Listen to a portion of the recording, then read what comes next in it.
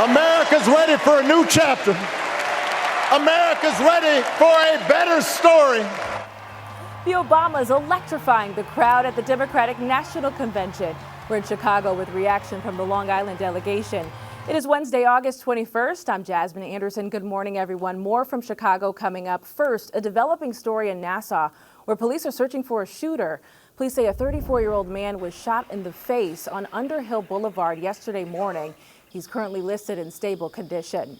The problems continue today following devastating flooding in northern Suffolk. Harbor Road is still closed at Main Street after this week's rain caused the dam at Stony Brook's Mill Pond to break, washing out a portion of the road. And students from 2 Stony Brook University dorms are now looking for somewhere else to live. The university says Ammon and Gray residence halls need extensive repairs and cannot be safely occupied. Suffolk County Executive Ed Romaine says failed infrastructure is to blame for the damage. We're going to have to reevaluate in light of the storms that we're seeing now. The once-in-a-100-year storms are coming more often, not in 100 years. And we're going to have to take a look at our infrastructure. Suffolk County is now seeking state and federal aid to help recover. Read more about the storm's aftermath on Newsday.com. Click Get More below the Newsday TV video box. Only in Newsday, new money troubles for disgraced Long Island Congressman George Santos. Santos's attorney says his client's new status as a convicted felon could hurt his ability to forfeit more than $200,000 to the federal government before he's sentenced in February. Santos pleaded guilty to wire fraud and identity theft on Monday.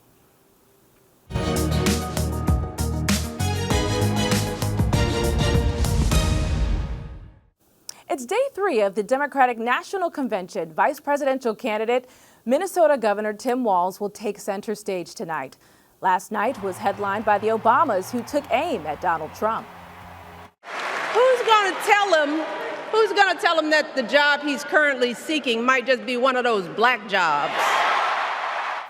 Our Sherry Einhorn was on the floor and has reaction from Democratic Long Island leaders. I'm Sherry Einhorn here on the convention floor. As you can see and hear, former President Barack Obama took center stage to a crowd that is on their feet, cheering and chanting. We need a president who actually cares about the millions of people all across this country.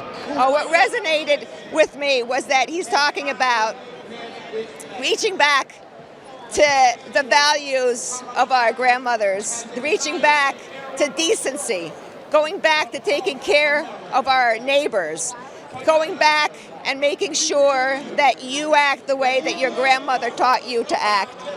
And that is what has been missing in politics for the last 4 years. And we need that back. The argument is so clear. The idea of somebody who's trying to joyfully move our country forward and somebody who's just doing the same old greatest hits of yesterday with the same old nasty comments, it's a clear choice. Let's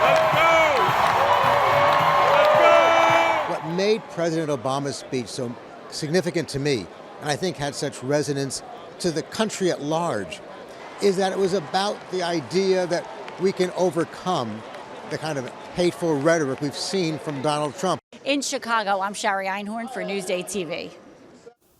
Sherry, thank you. Long Island Congressman Tom Suozzi will speak at the convention today. Read more from our team in Chicago on Newsday.com. Click Get More below the Newsday TV video box. The battleground blitz continues today for the Trump campaign. The GOP nominee was campaigning in Michigan yesterday, hitting Kamala Harris on public safety.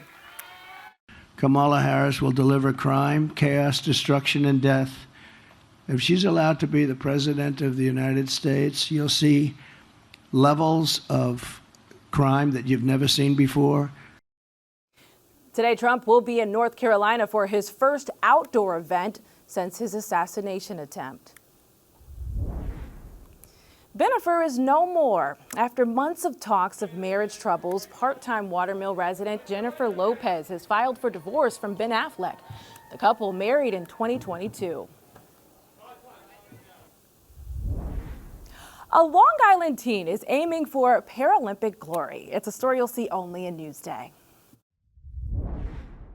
When I was like 6 or 7 maybe,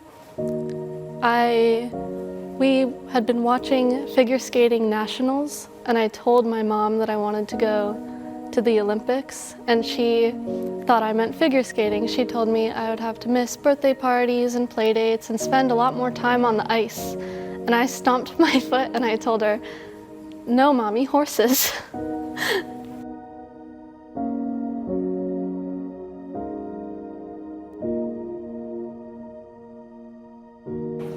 I'm Genevieve Roner. I'm a grade 4 para-equestrian, and I'm aiming towards the 2028 Paralympics.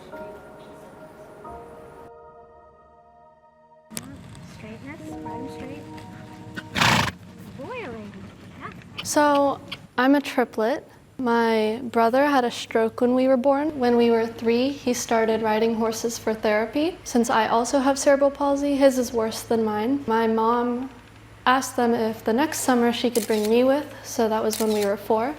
And he hated it and I loved it. So he stopped, and I've kept riding since then.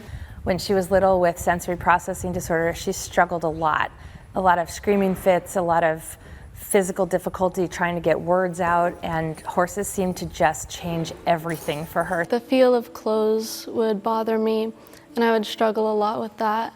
And I had this brush that I would use to like brush my arm to make me feel better.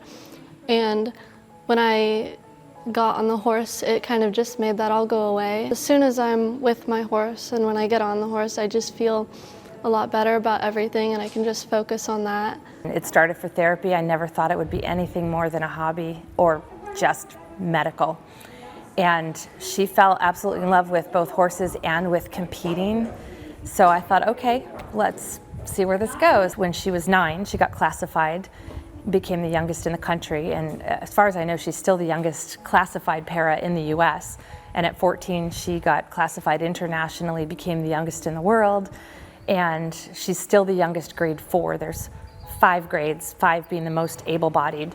She's a grade 4, and she's still the youngest in the world at that grade. My goal was to be the youngest, because I'm 16 now, so if I was going to go to the Paralympics this year, I would be the youngest. Last year I was diagnosed with ovarian cancer, and it really put a crimp in her ability to get to competition, which basically evaporated. And instead of being really upset about it, she threw herself into school. She's a 4.0 and just really worked hard and at what was available to her, even though what she wanted to have available to her wasn't there. I had this goal since I was younger, and it didn't quite work out, but I think it's also important to have short and long-term goals. So the Paralympics, it's like a long-term goal that like I'll get there in the future. And so what you want to really accomplish is for him to be soft from the get-go, right? But you can't lose the forward. So if there's too much... I think that it is important for the young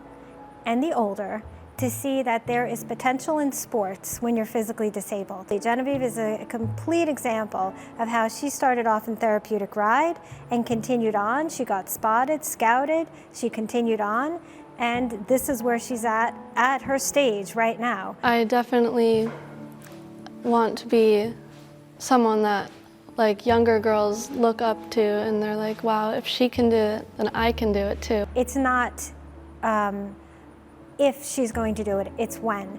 So she's got a couple of years to work towards the next one.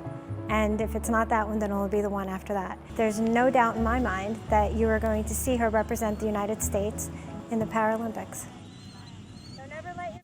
Such an inspiration. Read more about Genevieve's story on Newsday.com. Click Get More below the Newsday TV video box.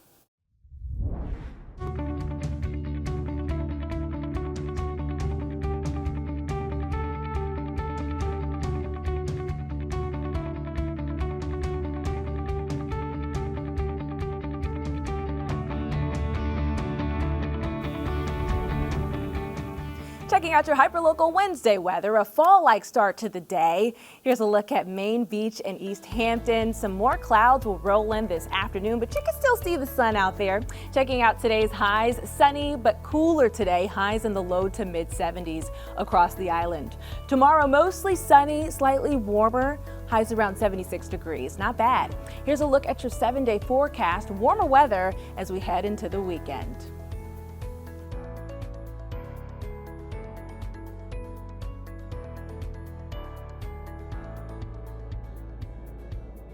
Long Island weather is brought to you by PTRC. I'm Jasmine Anderson. Thank you so much for watching.